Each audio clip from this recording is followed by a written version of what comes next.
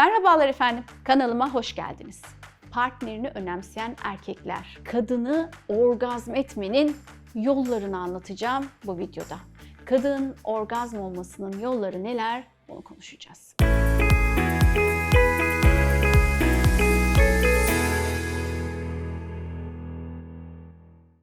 Şimdi kadınlar orgazm olmakta tabii ki daha güçlük çekiyorlar. Dünyada da böyle, ülkemizde de böyle. Cinsiyet eşitsizliğinin bir diğer boyutu da diyebiliriz şimdi bu duruma. Araştırmalar ne göstermiş biliyor musunuz? Araştırmalara göre erkekler ile kadınlar arasında orgazm olma konusunda da gerçekten ciddi bir fark var. Kadınların %30'u, yani 10 kadından 3'ü cinsel ilişki sırasında orgazm olurken erkeklerde bu oran %74. Yani erkeklerde 10 erkekten 7,5'u orgazm oluyor. Toplumda bu genellikle görmezden gelinen bir durum. Değersizleştirilen, yanlış anlaşılan bir konu. Kadınların orgazm olması için, zevke ulaşması için neler yapılacak, neler yapmalıyız sevgili beyler? Bu konu hakkında bu videoda konuşalım bugün. Kadınlar son yıllarda bir farkındalık artışı yaşıyorlar. Bu son derece normal. Çiftler de böyle. Belki tabii bunda şeyin etkisi de var. Bu lazer epilasyonun etkisiyle hem bedensel farkındalıklarının tüyler gittikten sonra artıyor. Hem de artık cinsellikle ilgili konuşmak da istiyorlar. Yani bir sorunun olduğunu farkındalar. Teknoloji çağındayız. Her bilgiye her şekilde ulaşabiliyorlar. Artık bu açlık konusunda, bu konuyu konuşmak konusunda inanılmaz bir istek içindeler. Ve hepimizin içinde de bu isteğin olması son derece normal. Bir de bazı kadınlar, birçok kadın da bu konuyu gerçekten merak ediyor. Öğrenmek istiyor çünkü bununla ilgili sorun yaşıyor. Konuşabilmek için de can atıyor. Can attığı için de bizim bu videolarımızı takip ediyorlar. Birincisi kibar olmak. Tabii ki cinsel sağlık derslerinde kimse size cinsel ilişkilerde çok sert davranmamanız gerektiğini söylemiyor. Kaldı ki bu sağlık dersleriniz hangi ülkede, hangi bölgede, ne kadar doğru verildiği konusunda açıkçası ben bir uzman olarak şüpheliyim. Yakın zamanda Londra'da bulundum. Bir sağlık turizmi etkinliği nedeniyle orada consultation day dediğimiz hasta görüşmeleri içerisindeydim. Beni misafir eden aileyle ve çevre insanlarla görüşme fırsatım oldu. Oradaki kolejlerde okuyan çocuklarda da acaba bu eğitimler ne derece doğru veriliyor? İşte bu konuşmaların sonunda ki bir Batı ülkesinden bahsediyoruz, Birleşik Krallık. İşte bundan dolayı da kafamda bu soru işaretleri, şüpheler oldu ki bizim ülkemizde zaten yetersiz, bunu biliyoruz. Şimdi geldik. Öncelikli olarak bir kadının klitorisinde 8.000 sinir ucu var. Sevgili beyler, kibar olumdan kastım buraya bodoslama dalmayın. Klitoris öyle temelde temen dokunuştan pek de hoşlanmaz. Aksine kadında acı da verebilir. Siz buraya bodoslama daldığınızda kadının ısınmak için zamanı ve şansı da olmuyor. Sizin kibar olmaktan kastım şu: öncelikli olarak kadına dokunun. Kibar ve narin öpücüklerinizle, tensel dokunuşlarınızla ön sevişmede hazırladıktan sonra klitorise odaklanın. Kibar olun. Tekrar ediyorum. Altını çiziyorum. Kadına karşı kibar olun. Onun göğüs ucunu bir radyo düğmesi gibi hayal etmeyin. O şekilde de davranmayın. Bir meme dokunuşu yaptığınız zaman kadına haz verebileceğiniz gibi acı da verebilirsiniz. Hızlanmayın, agresif davranmayın ve bu şekilde de devam etmeyin. Bunun yolu cinsel ilişki öncesi iletişimden geçiyor. Meme ucunu radyo düğmesi gibi çevirmeyin, çekiştirmeyin.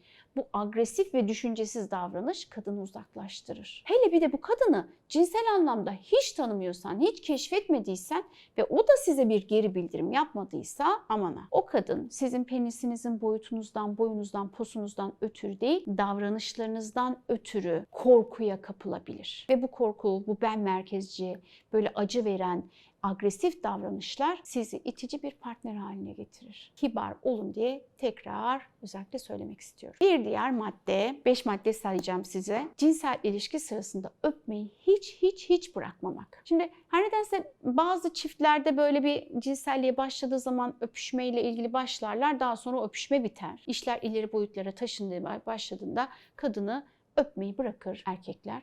Fark etmediğiniz şey ise erkeklerin bu öpmeyi bırakma davranışı kadınları soğutabiliyorlar. Öpmeye devam ettiğiniz sürece kadının cinsel isteği tırmanmaya başlar. Ya da uyanır. Uyandıktan sonra da tırmanır. Giderek artar. Hiçbir kadın öpülmekten hoşlanmamazlık etmez. Eğer psikopatolojik boyutta bir geçmişte travması yoksa. Kadın beni defalarca öp diyorsa öpeceksiniz. Öpmek penisinizden çok daha fazla bir deneyim sağlar size de kadına da. Vajinadan çok daha fazlası olduğunu kadına hissettirirsiniz. Ona bir cinsel obje olmadığını hissettirirsiniz. Hem de onu öpmeniz, bedensel öpmeniz vajinal ıslanmasını sağlar. Sizde de bu ıslanmayı görmek daha fazla bir cinsel istek uyandırır. Neymiş? İkinci madde öpmek. Öpmeyi hiç bırakmamak. Bir diğer madde sevgili beyler, sabırlı olun. Her ne kadar bunu günümüz dünyasında erkeklere söylemek, sabırlı olun demek biraz zor. Çünkü hepsi sabırsız. Kadının orgazmı 2 dakikadan 4 saate sürebilir. Yani o 4 saati kafadan çıkaracaksın eğer ki sen kadını orgazm etmek istiyorsan. Dolayısıyla kadının orgazm olması daha zaman gerektirdiği için sabırlı olmanız kilit nokta. Zevk almasını sağladığınız her andan siz de zevk almaya bakın. Bu zaman alacak bir şey. Bazen bu süre 45 dakikada olabilir. 45 dakika kadına mastürbasyon yapmanızı da gerektirebilir. Söz konusu kadın orgazmı olduğunda kilit nokta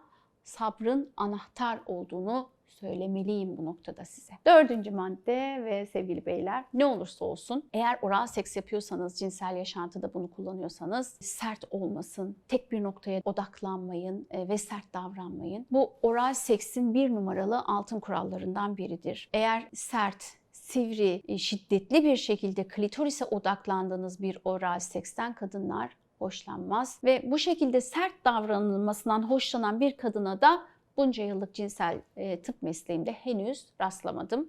Rastlayacağımı da pek sanmıyorum. Ne yapabilirsiniz? Daireler çizebilirsiniz. Etrafında dolanabilirsiniz. İşte bu kadında iyi bir his oluşturabilir. Ama vuruşlar, keskin, sert davranışlardan kadınlar nefret ederler. Sevgili beyler, cinsellikle ilgili izlediğiniz o pornolar var ya, oradan öğrendiğiniz şeyleri uyguluyorsanız ama bilesiniz ki bu bir sektör. Bu bir uyarılma için yapılan sektör. Gerçek cinsellik bu değil. Bu şekilde algıladığınız, uyguladığınız şeyleri ben açıkçası anlamakta güçlük çekiyorum. Özgün olun ve kadını okuyun. Ona göre geniş bir açıyla davranın, yumuşak davranın. Sabit olmayan, daha böyle yumuşak salınımlı oral seksi tercih edin.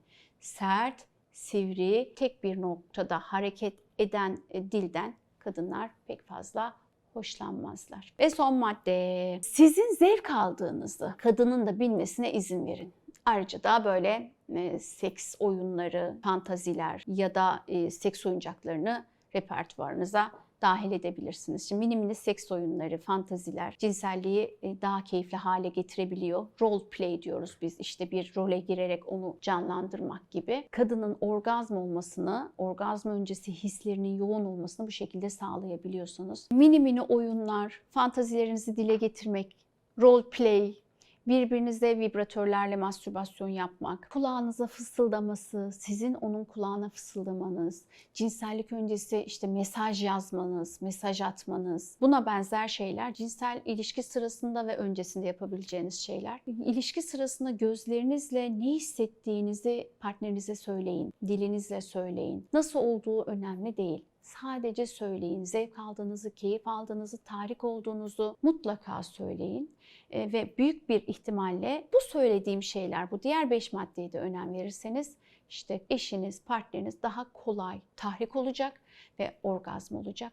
Bu şekilde ona destek olmuş olacaksınız. Bir videonun daha sonuna geldik. Umarım buradan aldığınız şifrelerle orgazm olmakta güçlük çeken kadınlara, partnerlerinize destek olmuş ve sorunun büyük bir kısmını çözmüş olacaksınız. Bir sonraki videoda görüşmek dileğiyle. Mutlu, keyifli, sağlıklı bir cinsel yaşam dilerim efendim. Hoşça kalın.